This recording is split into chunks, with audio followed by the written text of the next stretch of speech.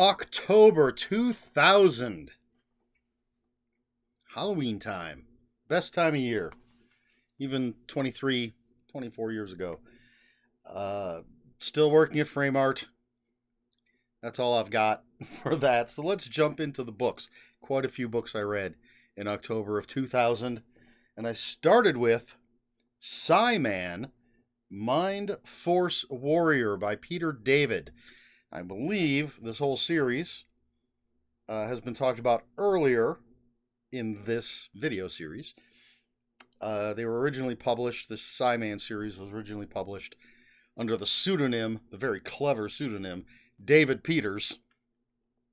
But they've been reprinted under the author's name, Peter David, and I reread them under that name, so that's why they're written down that way. Anyway, this is the first book in the Psyman series. The main character's name, again, very clever, is Chuck Simon. Get it? Simon? Psyman? Anyway, he's a guy with psychic powers. The government's after him. It's very, fire starter, the Fury, that kind of thing, but with Peter David's sense of humor, and the best character in the series, Rommel, the psychic German Shepherd. And Chuck Simon's sidekick is a German Shepherd he can talk to psychically. But yeah, this is the book that's going to set up the series. We're introduced to Chuck Simon and learn who he is, what he does with his life, that he has psychic powers, and the government wants him. So he's on the run, fighting government killers and such. Entertaining, pulpy, comic booky fun. Next up, we have Vor, Into the Maelstrom by Lauren L. Coleman. This is a book based on a tabletop game called Vor, the Maelstrom. And in this, there's some warring factions on Earth, but the Earth gets ripped out of its orbit, ripped out of its reality, into a place called the Maelstrom. And so we have now the people on Earth are fighting each other, but there's also weird alien hordes that they have to fight as well. I thought it was interesting. It is to me. I'm easily amused. Back in August, the first book I read in August was a book called Into the Maelstrom. But that was a Warhammer 40k anthology book. But this is Vor. I have it written down as Vor, Into the Maelstrom, but if you look at the book cover, it says Vor the Maelstrom, Into the Maelstrom. That's saying Maelstrom a lot. But pretty decent. I know Lauren L. Coleman is a decent writer. I think it's a decent, interesting book based on a tabletop game. All right, now we have Black Oak Genesis by Charles Grant. And this is a book, the first in a series that is very X-Files-like. Black Oak Security is a private detective agency. The leader of that agency is Ethan Proctor, and he has some of his agents that have been on assignment, have disappeared in this small town, and he has to go and figure out what happened to them. And has a very X-Files feel to it. These investigators with maybe some behind-the-scenes forces that are working against them, potentially supernatural elements. Coincidentally, and spoilers for a review that's going to be coming up in a month and a half, 2 months. The last book I read was one of the X-Files books written by Charles Grant.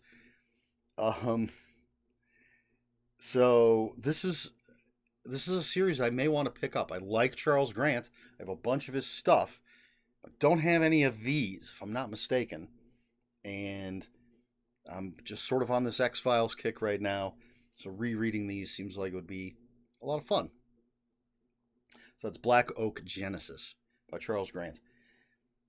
Then we have a book that I wish I had with me so I could show you the amazing artwork. Eternal Hearts by Lucy Taylor and John Bolton. This is a Vampire the Masquerade story. It's just a lot of bloody vampire violence and erotica. So it's just the vampire characters from Vampire the Masquerade, the politics, the clans. But the real draw to me is the beautiful illustrations by John Bolton. Uh, I know him mainly from comic book stuff, but he's done tons and tons of stuff. But he did, I believe it's Army of Darkness comic book adaptation that he did the artwork for. I don't think it was any of the other Evil Dead stuff. I could be wrong about that, but I feel like it was just Army of Darkness. There was like a miniseries, prestige format miniseries with beautiful John Bolton art. I know he's done some Batman stuff, just all sorts of stuff. Like I said, I wish I had the book so I could show you his amazing artwork, but it's a Vampire the Masquerade story with, again, violence and erotica. Eternal Hearts, Lucy Taylor, John Bolton. I forgot to look something up, so I'm not going to be able to tell you anything about this, but it's Buffy the Vampire Slayer, Paleo by Yvonne Navarro. She's a great author, so it's probably a good book. I don't know how I missed it. I completely skipped over it. I'm going to guess archaeology has something to do with the plot. But as I said, Yvonne Navarro has written media tie-ins, written original stuff. She's always good. And so I'm assuming that her Buffy the Vampire Slayer novel is just as good as her other stuff. My apologies. I feel like I'm letting everybody down. I'm not sure how I missed it, but there you have it. And, I'm already 5 books in. I'm not going to look it up and redo this video. So, there you have that. All right, well, let's move on to Pay the Devil by Jack Higgins. That I do have. I've talked about it at least twice before because I reread this have reread it quite often. This is about a Confederate colonel named Clay Fitzgerald. After the war, he moves to Ireland, where I believe he's inherited an estate, but he's not happy with the conditions. There's, the struggle between the wealthy landowners and the impoverished tenant farmers. And so Clay Fitzgerald takes on the persona of this rogue, this Robin Hood, this Zorro type hero who is going to fight for the downtrodden while sort of, playing at being the wealthy landowner and everything, but secretly he's going out and like a highwayman, but for the peasants. Really, really love this book, which is why I've read it many times. Pay the Devil, Jack Higgins. All right, I followed that up with a book that I did look up, Buffy the Vampire Slayer, Spike and Drew, Pretty Maids All in a Row, by Christopher Golden, another fantastic author. And this is, as one might assume from the title, a book that focuses on Spike and Drusilla, 2 wonderful characters from the TV show. Depending, there's one really horrible moment that mars Spike's character in the TV show. But other than that, and it's really hard to overlook, but other than that, he's a fantastic character. But this takes place after World War II, during World War II, around World War II, and Spike and Drusilla are vampires. Spike learns about this necklace, essentially, the wearer gains shape-shifting powers. He wants to get it from Drusilla. He goes to somebody who can get it for him, but he has to break into the Watchers Council, get a list of all the potential slayers, the Pretty Maids All in a Row, get it? And he has to kill the current slayer and all the potential slayers, so the whole slayer line will be over, and then he'll get this bauble, as it says in the description, to give to Drusilla. It's Christopher Golden. It's one of my favorite of the Buffy the Vampire Slayer novels, and it doesn't even really have Buffy. Uh, as I said, I love Spike and Drusilla as characters, and Christopher Golden's a great author. Great combination. So that's Buffy the Vampire Slayer, Spike and Drew, Pretty Maids All in a Row by Christopher Golden. Then I have another book. This one is Santa Steps Out by Robert Devereaux. Hopefully you can see that. This is from Leisure Books. I kept thinking it was an Abyss, a Dell Abyss, but it's Leisure. And you know what? I'm just going to read. It's just got a little tiny bit on the back.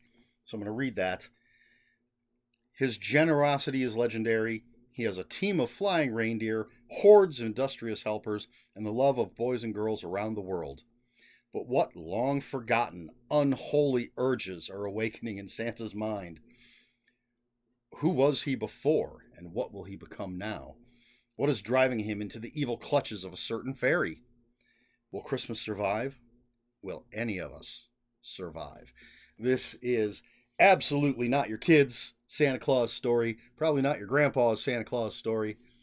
Unless your grandpa is the same one you're supposed to ask about what a header is. That's an Edward Lee joke. This is a wild, wild book.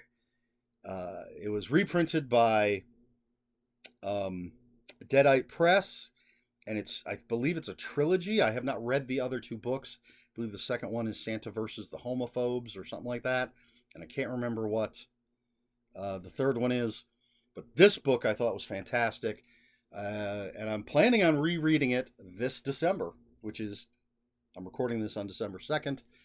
I have a couple of other Christmas books that I'm going to read that I have not read before. One of them is an Edward Lee, but I have not read this since October of 2000. So definitely want to reread this one. Highly recommend it. It's wild. It is absolutely wild. I could see it being an Edward Lee book. I don't know that it's as extreme as like the super extreme Edward Lee, but it'll probably fall into the like his Leisure level of books. But yes, highly recommend it. But we'll move on now. And next up we have Psyman Deathscape by Peter David, the second book in the Psyman series. And in this one, what did I write down? You know what? I didn't write down anything. But that's okay.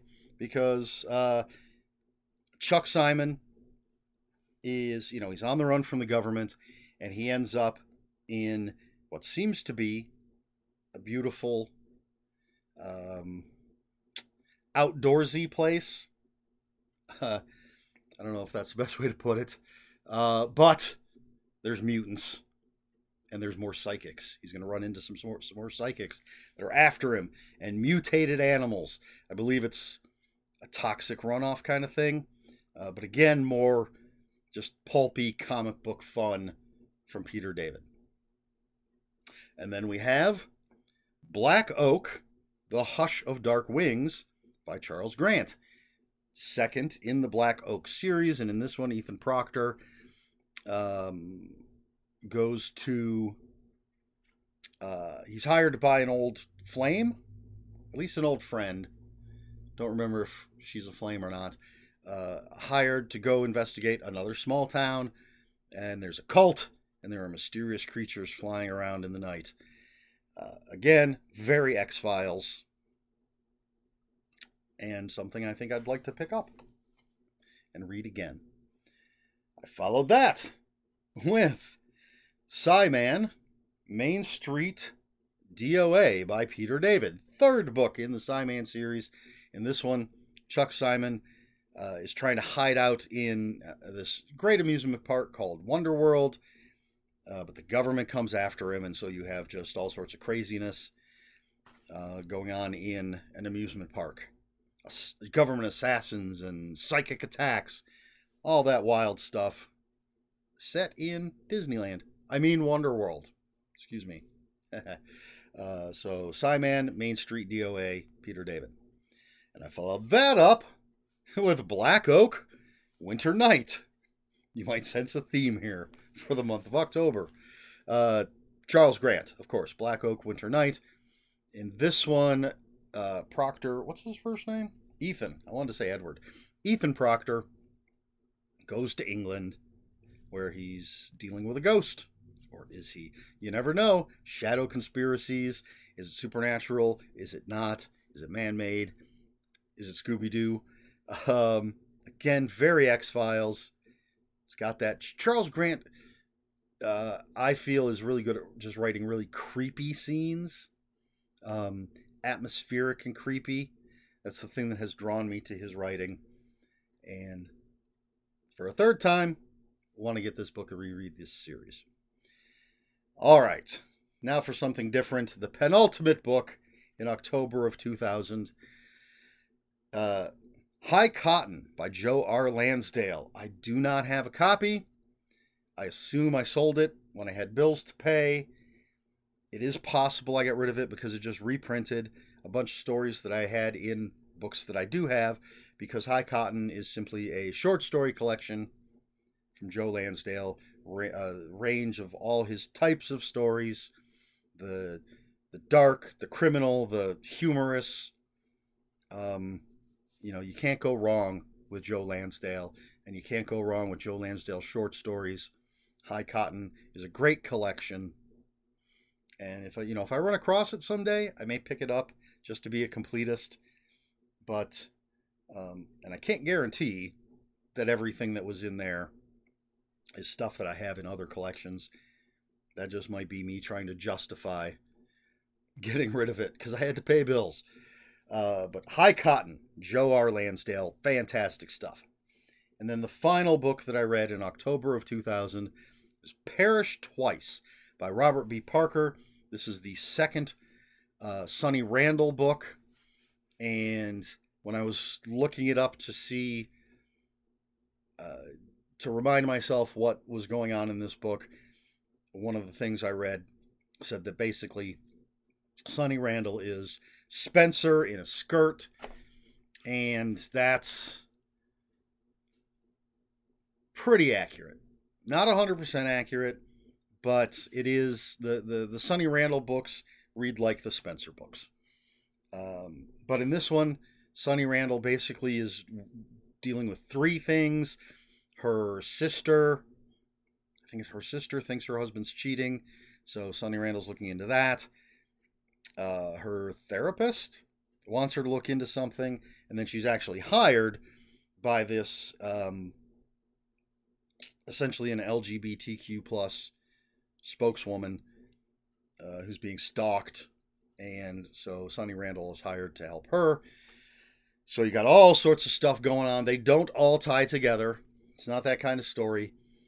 I do think it's realistic, though, that a working private eye would have more than one thing going on.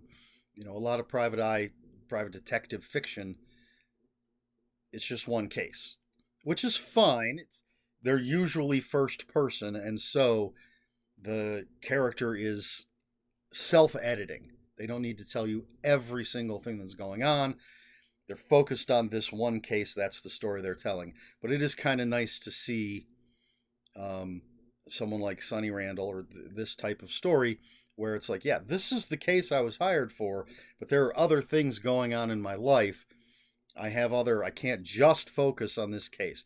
Now, the story could, but we see the other things that are going on in Sonny Randall's life. I like the Sonny Randall books. So there you go, Perish Twice by Robert B. Parker. And that is everything that I read in October of 2000. Question for this video, I don't know. How about this? Since this will come out in December, do you have a favorite Christmas story? I was going to just limit it to Christmas horror, but I shan't. because I don't know that everybody that watches these videos, the few people, the half a dozen people that do, I don't know that they're necessarily all horror fans. So, do you have a favorite Christmas story? As for me, the easy answer would be I always enjoyed Rudolph the Red-Nosed Reindeer, the Rankin Bass, stop motion animation thing because of the Island of Misfit Toys and the adventure that the characters go on. And I think it's The Year Without a Santa Claus that had Heat Miser and Cold Miser because I liked their songs. Um, Other than that, I mean, there's modern stuff. Elf is funny. I like Scrooged. I could go with like A Muppet Christmas Carol. That's a classic. And if you're as old as I am, you may remember the Rich Little Christmas Carol, where Rich Little, he was, for those who don't know, he was a famous impressionist. And so in his version of A Christmas Carol, he played the majority of the parts. At the very least, he played all the big parts, but he did them as celebrities. So I think Scrooge was, who's the guy? Is it Henny Youngman? Maybe the guy that was like, I can't remember. It has been a long time since I've seen it. But basically, all like Scrooge was, he was doing Scrooge, but he was doing, I think it's Henny Youngman. And then Bob Cratchit was, say, Johnny Carson. I don't know. I don't remember anybody else. But so all the different, and each ghost was a different celebrity impersonation that he was doing. I loved that. And I love the Muppet Christmas Carol because it's the frickin' Muppets. Santa Steps Out is a great book. As I said, Elf, Scrooged. I'm not a huge Christmas person. So for me, it's, some decent snacks because I'm not a fan of all the stuff that's in the big Christmas dinner that we have every year. But I do like a lot of the snacks. It's time off work, and that's it. But this year I do plan on watching all six. I'm hoping in December to watch all six Silent Night, Deadly Night movies. I have the first two from Scream Factory, and then I have a little box set that has 3, 4, and 5. And then I had completely forgotten that in 2012 there was a remake, reboot, sequel thing just called Silent Night. Not to be confused with the Silent Night movie that just came out. But I'm going to watch all those. At least I'm going to try to get all those in. But that's, yeah. I can't think of anything else. As I said, I'm not a huge Christmas guy. So, but what about you? Are you into Christmas? What's your favorite Christmas story? Horror or otherwise? Let me know in the comments below. If you have any comments, questions, or corrections, please put those in the comments below. Comments are open for spoilers. Just post a spoiler warning. Try to be polite here on my channel. Please like, share, and subscribe, all the usual YouTube stuff. If you care to follow me on other social media, my Twitter at the time of recording is at Ronan5757. My Instagram, where I post pictures of books, comic books, board games, and fuzzy animals, is Eric Smith 5757. And if you're on Blue Sky, I am at EL Smith. That's all I have for you. Yep, that's it for this week. I lost my place. That's it for this week. So until next week, read more books.